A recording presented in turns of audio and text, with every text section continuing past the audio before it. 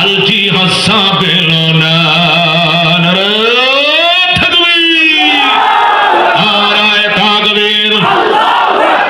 আল কোরআনের আলম, আল কোরআনের আলম, আল হাদিসের আলম, নারায়ে তাকবীর।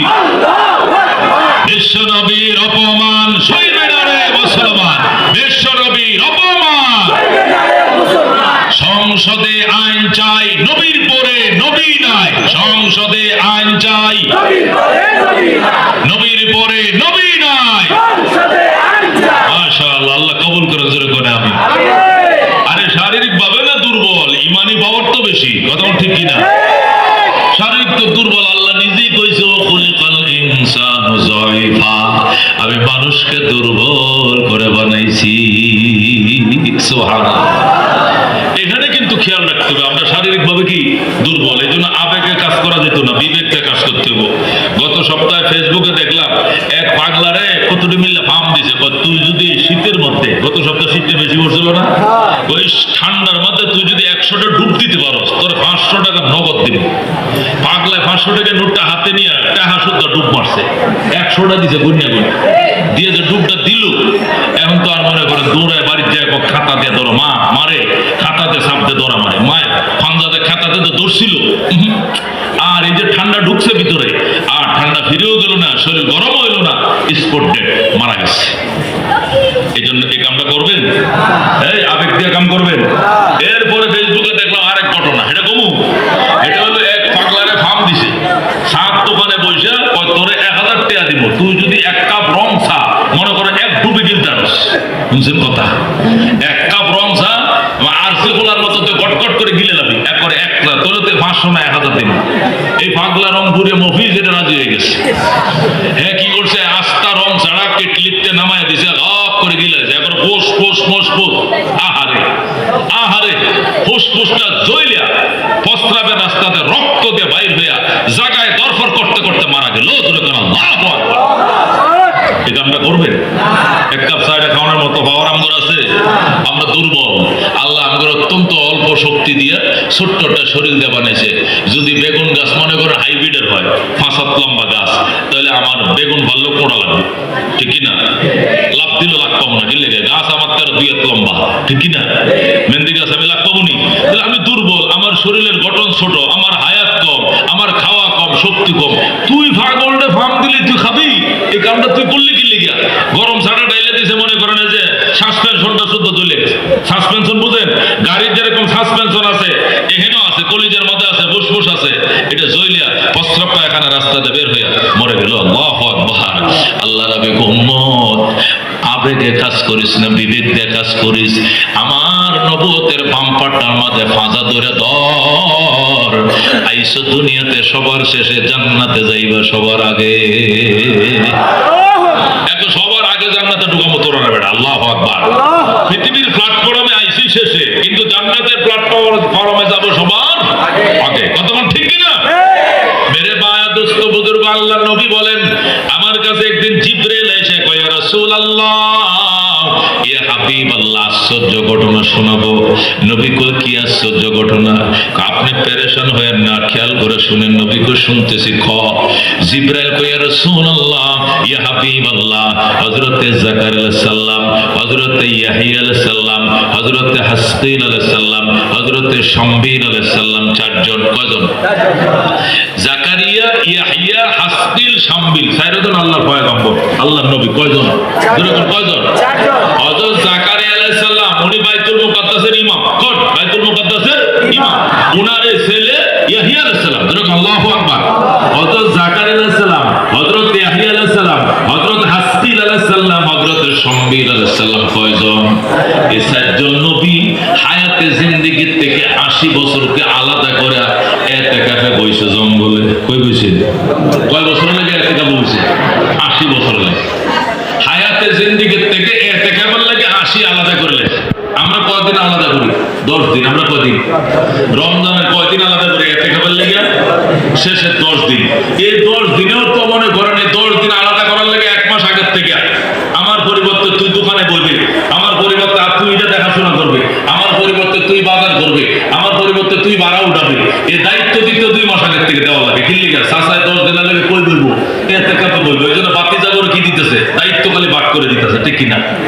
60 বছর জিন্দিগির লেগে যদি এতেকাবে 10 দিনের লেগে, তারা এতেকাবে বলছে 80 বছর লাগে, তাদের হায়াত কত হাজার বছর আছে? যেরকম সুবহানাল্লাহ, 80 বছর যদি খালি এতেকাবে বসে, এই 80 বছর তারা বাড়িতে আসে নাই, বউ বাচ্চার মুখ দেখে নাই, মাছ গোস্ত খায় নাই, দুধ কলা খায় নাই, ফ্যামিলির সাথে সাক্ষাৎ নাই, আট বাজার করে নাই, দোকান বাকি উড়ায় নাই, ব্যবসা বাণিজ্য করে নাই, অটো রিক্সা চালায় নাই, তারপরে এতেকাবে টানা বসে রয়েছে 80 বছর ধরে। কোন আল্লাহু আকবার।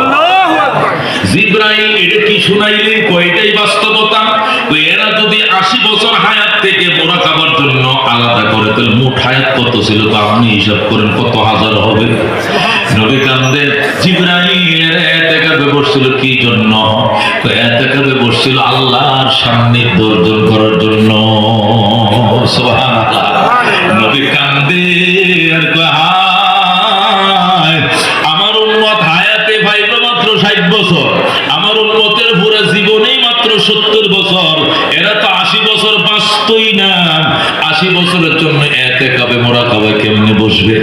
আল্লাহ আমার উম্মতরে এমন ঠকানোটা ঠকাইল, এত কম হায়াত কেন দিল?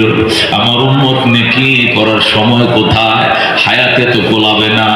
আল্লাহ ডাক দেখো জিবরাইল আমার বন্ধু কেমনে কান্দে দেখ। আল্লাহু আকবার। জিবরাইল তুই আমার বন্ধুর কি শুনাই আইছো? বনি ইসরাইলের 60 জন নবীর এতেকাবের ঘটনা শুনে আইছি। আমার বন্ধু কান্দে কেন? আফসোসে কান্দে, তার উম্মতের হায়াত কম। আল্লাহ ডাক দেখো জিবরাইল জলদি যা, আমার বন্ধুর একটা সুসংবাদ শোনা। আমার বন্ধুর উম্মতের জন্য প্রতি বছর একটা রাতের বরাদ্দ রাখছি আমি আল্লাহ। একটা রাত যদি আমার বন্ধুর উম্মত ইবাদত করতে পারে, এক রাত্রের কামায় 83 বছর 6 মাসের ফজিলত আইনা দিবে। আমার বন্ধুরা যায় কান্নাকাটি বন্ধ করতো, আমি ওরা 80 বছর মুরাকাবা করে 80 বছরের এতেকাবের সওয়াব পাইবো, আর আমার বন্ধুর উম্মত প্রতি বছর একটা রাত ওদের জন্য রিজার্ভেশন দিয়ে রাখছি, সবে কদর। আল্লাহু আকবার। একটা রাতের জীবনে একবার পাইতো না, প্রতি বছর একবার পাইবো। আল্লাহু আকবার। এক রাত যদি আমার বন্ধুর উম্মতেরা ঠিক মতো আমল করতে পারে, এক রাত্রের কামায় 83 বছর 6 মাসের কামায়ের সওয়াব এনে দিবে। যখন জিবরাইল এই সুসংবাদ নিয়ে আসলো, আল্লাহ নবী নরসরে বসে বসে জিবরাইল এটা কোন আয়াতের মধ্যে আছে? আয়াতটা পড়ে শোনা। আয়াত না, এর জন্য একটা স্পেশাল সূরা নাযিল করছে আমার আল্লাহ। জিবরাইল ওই সূরার নাম কি? হুজুর ওই সূরার নাম সূরাতুল কদর। আল্লাহু আকবার। আমারে তেলাওয়াত করে শোনা। তখন জিবরাইল তেলাওয়াত করে শোনায় আউযু বিল্লাহি মিনাশ শাইতানির রাজীম, বিসমিল্লাহির রহমানির রহিম, ইন্না আনজালনাহু ফি লাইলাতিল কদর। বলে আল্লাহু আকবার। ওয়া মা আদরাকা মা লাইলাতুল কদর, লাইলাতুল কদর খায়রুম মিন আলফি শাহর, তানাজ্জালুল মালায়েকাতু ওয়ার রূহু ফিহা বিইذনি রাব্বিহিম মিন কুল্লি আমরিন সালাম, সালামুন হিয়া হাত্তা মাতলাইল ফজর। বলেন আল্লাহু আকবার। যে আয়াত নাযিল হয়ে গেল, নবী আমার খুশি হয়ে গেলেন। সাহাবায়ে কেরাম জলদি আয় আয়, সাহাবায়ে কেরাম আয়, তোদেরকে সুসংবাদ শোনাবো। আগে কাঁদছিলাম, আল্লাহ এখন আমার মুখে হাসি ফুটাইছে। জীবনে না করিলাম বন্দেগী, গুনাহ করে কাটাইলাম জিন্দেগি, গুনাহ করে কাটাইলাম জিন্দেগি। তওবা করে আবার তওবা ভাঙ্গিলাম, অবশেষে খাঁটি তওবা করিলাম। জোরে কর মারহাবা। মেরে ভাই দোস্ত বুজুর্গ বলতেছিলাম, এই কোরআনের সোদা আর এই কোরআনের মধু এত বেশি, যেখানে লাগছে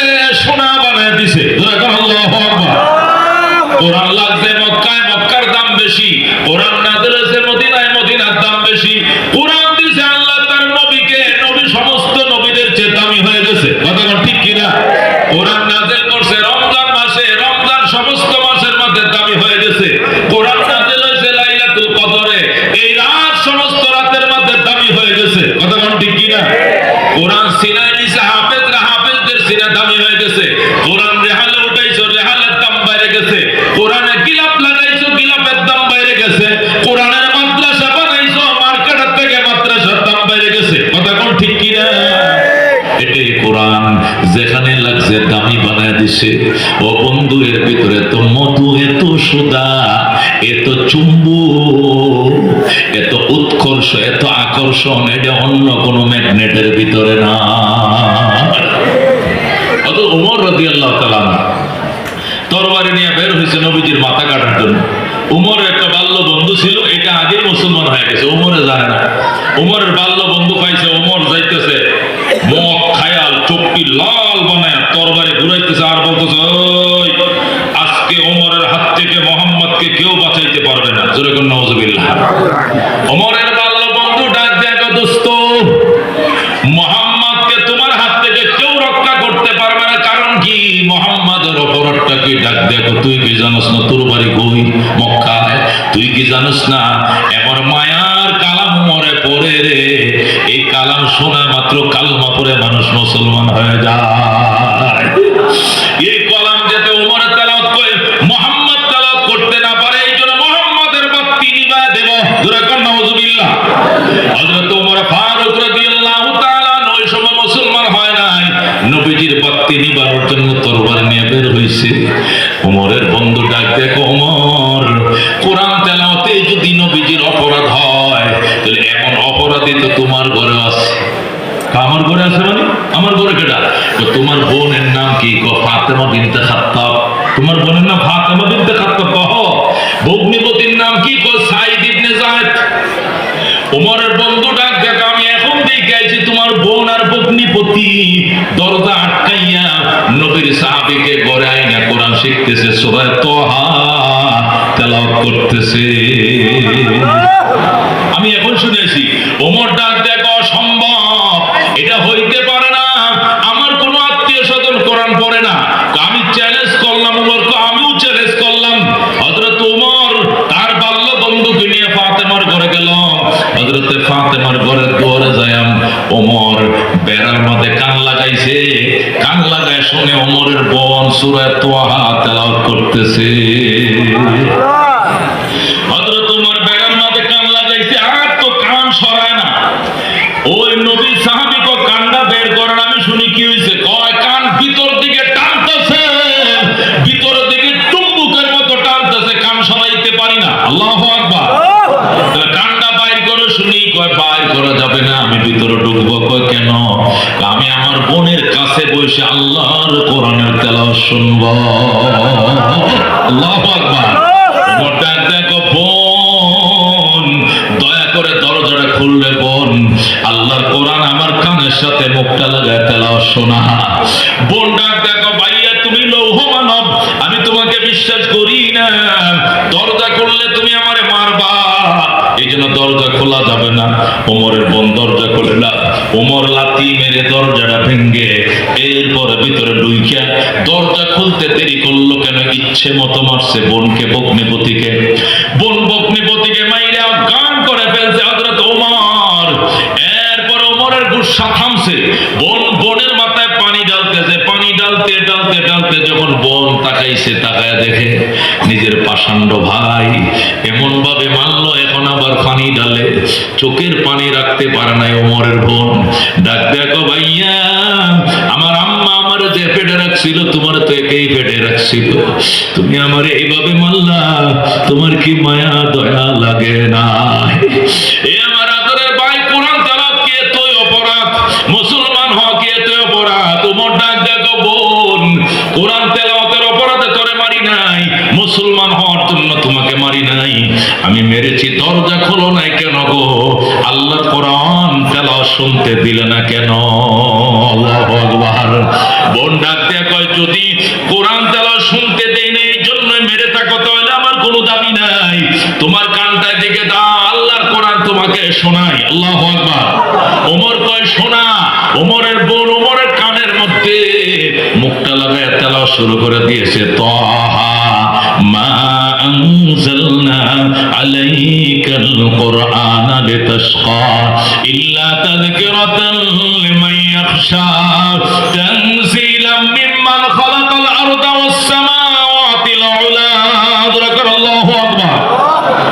ওমরের বোন যখন মধুর কণ্ঠে তেলাওয়াত শুরু করলো, ওমর হাওমাও করে কাঁদতে শুরু করলো। ওমরের চোখের পানি বুক ভেসে গেল। ওমর ডাক দেখো বোন, আল্লাহর কালাম আমার শিখা, মায়ের কালাম শিখা রে, আমি কোরআন না শিখে এখান থেকে যাব না। আল্লাহু আকবার। বোন ডাক দেখো ভাইয়া, তোমাকে দুইটা কাজ করতে হবে। এক নম্বরে তোমাকে গোসল করতে হবে, দুই নম্বরে তোমাকে কালমা পড়ে মুসলমান হতে হবে, এছাড়া তোমাকে কোরআন শিক্ষা দেওয়া যাবে না। তখন ওমরের বোন পানি আইনা দিছে। ওমর ক পানি দে, গোসল কর্ম, পানি দিছে। ওমর সাথে সাথে গোসল করেছে। যেরকম আল্লাহু আকবার। গোসল করে এবার কালমা পড়া। ওমরের বোন ডাক দেখো ভাইয়া, আজকে 3 দিন পর্যন্ত নবী কাঁদতেছে, চোখের পানিতে বালিশ ভিজায় আর আল্লাহ দরবারে কান্দে। আল্লাহ, ওমর ইবনুল খাত্তাব অথবা আবু জেহেল ইবনে হিশাম, এই দুইজনের একজনকে কালমা পড়াও, আমি নবী অসহায় নবীর হাতকে শক্তিশালী বানাও। আল্লাহু আকবার। ওগো আমার ভাইয়া, আমার নবী 3 দিন পর্যন্ত কান্দে তোমার জন্য অথবা আবু জেহেলের জন্য। আল্লাহ পাক তোমার কপালে দোয়াটা কবুল করে ফেলছে। নবীর দোয়া তোমার কপালে কবুল হয়েছে, যে নবীর দোয়ার উসিলায় তোমার দিল নরম হয়েছে। চলো তোমাকে নবীর দরবারে নিয়ে যাব, নবী তোমারে কালমা পড়াবে। আল্লাহু আকবার। বন্ধুগণ, হযরত ওমরের বোন, ছোট বোন ফাতেমা বিনতে খাত্তাব এবং সাঈদ ইবনে যায়েদ তারা রওনা করছে নবীর দরবারে। ওই দিক দিয়ে নবীর দরবারে সংবাদ পৌঁছে গেছে, ওমর তরবারি নিয়ে বের হয়েছে নবীর মাথা কাটার জন্য। এই জন্য 39 জন সাহাবী, ওমরের আগে 39 জন মুসলমান হয়েছে। এরা সবাই নবীকে মানব ডালের মতো পাহারাদারি নিয়ে বসে রয়েছে। এইভাবে নবীর এক জায়গায় বসে রয়েছে। গেইটের মধ্যে নবীজির চাচা হযরত হামজা, যিনি 39তম মুসলমান ছিলেন, উনি গেইটের মধ্যে তরবারি নিয়ে দাঁড়াইছে। হামজা দাঁড়াইছে গেইটের মধ্যে, আর 38 জন সাহাবী নবীরে মানব ডাল হয়ে নিয়ে বসে রয়েছে। ইতিমধ্যে ওমর গেইটে আইসা কয়, আমার ভিতরে ঢুকতে দে, আমি নবীর দরবারে যাব। আল্লাহু আকবার। হযরত হামজা নবীর চাচা ডাক দেয়, ওমর স্টপ, দাঁড়ায় পড়ো, একটা কদম সামনে দিও না, কল্লা আলাদা করে ফেলবো। মনে করিও না তুমি শুধু বীর বিক্রম, আমি হামজা কিন্তু তোমার আগেই মুসলমান হয়ে গিয়েছি। আমি হামজা কিন্তু মুসলমান হয়ে গেছি। খবরদার, আমরা 39 জনকে না মাইরা নবীকে মারতে পারবা না। ওমর ডাক দিয়ে হামজা, এটা কি শুনাইলি?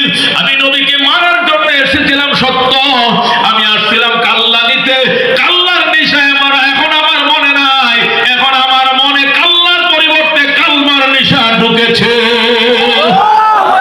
আমি কাল্লা নিব না, আমি কালমা নিতে এসেছি। আল্লাহু আকবার।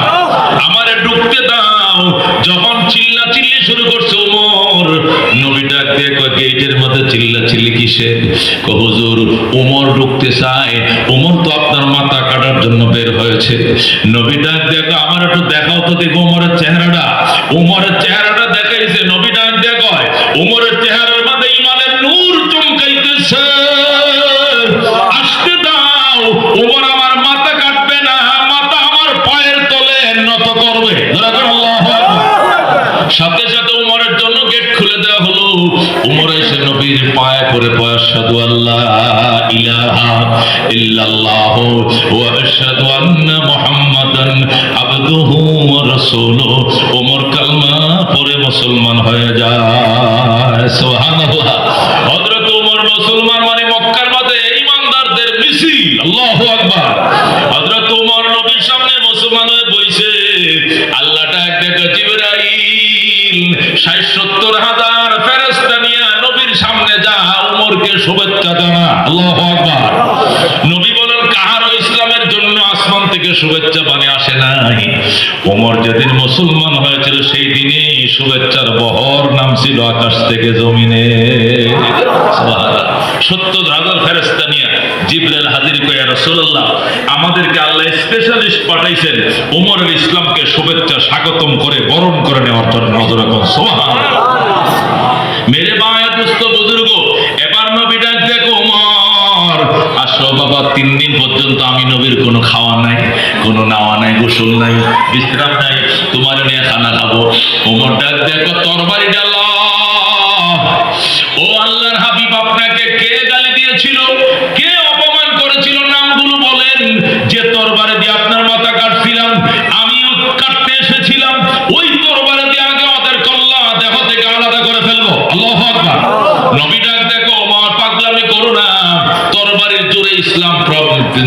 বিস্তার লাভ করে নাই, করবে না। ইসলাম বিস্তার লাভ করবে আদর্শের জুড়ে। বাবা, মানুষ বলবে মোহাম্মদ তরবারিতে ইসলাম বিস্তার ঘটায়, এই কাজের পারমিশন আমি দিব না। যারা আমাকে গালি দিয়েছে, যেখানে গালি দিয়েছে, আমি তাদেরকে সেখানে ক্ষমা করে দিয়েছি। ওমর কওদুর যদি প্রতিশোধ দিতে না দেন, তাহলে একটা কাজ করতে হবে। কি কাজ? আমার একটু বাইতুল্লাহ তওয়াফ করতে হবে, অনুমতি দেন। কই যাও তওয়াফ করে আসো। কারণ কি? কারণ হলো মক্কার কাফেররা অপেক্ষা করতেছে আপনার কল্যাণ নিয়ে যাব। আমি যে কল্যাণ না নিয়ে কালমা নিয়েছি, এটা কাফেরদেরকে জানানোর দরকার আছে। সুবহানাল্লাহ। নবী কয় ঠিক আছে, যাও তরবারি নিও না। ওমর কয় তরবারি নিব, অসুবিধা নাই, কোষার মাঝে রাখবো। নবীজি হযরত ওমর তরবারিটা কোষার মাঝে ঢুকাইছে, এইভাবে কাত হয়ে রয়েছে তরবারি। আর সিংহ পুরুষ তওয়াফ করতেছে, লব্বাইক আল্লাহুম্মা লব্বাইক, লব্বাইক লা শারীকা লাক লব্বাইক, ইন্নাল হামদা ওয়ান নি'মাতা লাকা ওয়াল মুলক লা শারীকা লাক। আল্লাহু আকবার। হযরত ওমর আল্লাহর ঘর তওয়াফ করে আর ডাকতে, ওরে মুনাফিকের বাচ্চা আবু জেহেল, ওরে বেঈমানের উপর শোনো, ওমরকে পাঠাইছিলেন নবীর কল্লা কাটার জন্য, কল্লা আনি নাই, কালমা নিয়ে এসেছি। আমি নবীর কল্লা আনতে গিয়েছিলাম, কাল্লা না এনে কালমা এনেছি। আজকের থেকে ইসলামকে ওপেন করে দিলাম। ইসলাম আর গোপনে চলবে না, আজকের থেকে ইসলাম ওপেন। মুসলমান ওপেন চলাফেরা করবে। যদি মুসলমানের গায়ে কেউ হাত দিতে দুঃসাহস করো, তাহলে হাত কেটে দেওয়া হবে, পা বাড়াও, পা ভেঙে দেওয়া হবে। মুসলমানদের গায়ে দিয়ে হাত তুলতে চাও, মা থেকে বিদায় এলো তোমার মা কিন্তু সন্তান আর হবে, সন্তান থেকে বিদায় এলো তোমার সন্তান এতিম হবে, বউ থেকে বিদায় নিয়ে আসবা তোমার বউ বিধবা হবে, বিধবা হবে, বিধবা হবে। সুবহানাল্লাহ। হযরত ওমর এইভাবে হুঙ্কার দিয়ে আল্লাহর ঘর তওয়াফ করলেন আর হুঙ্কার দিয়ে আসলেন। মক্কার মাটি থরথর করে কাঁপ শুরু হয়ে গেছে। ঘটনাটা কি? ঘটনাটা কি? ফাটাইলাম 12টা উট দিব। কয়টা উট? 12টা লাল উট দিব। মুহাম্মাদের কাল্লা আনবে, উটও নিল না, কাল্লা আনলো না। ঘটনাটা কি? বিরোধী দলে যোগ দিল মুহাম্মদ। ওমর মুহাম্মাদের দলে যোগ দিল। কারণ কি? কত টাকা গাইছে মুহাম্মদ থেকে, কত লাখ টাকা গাইছে, খোঁজ নিয়ে দেখো। তদন্ত কমিটি গঠন করছে। ওমর কেন আমাদের দল ত্যাগ করলো? ওমর কেন বাপ দাদা শর্ম ছাড়লো? কিসের আকর্ষণে ইসলাম ধরলো ওমর? এটা পরিষ্কার খুঁজে বের করতে হবে।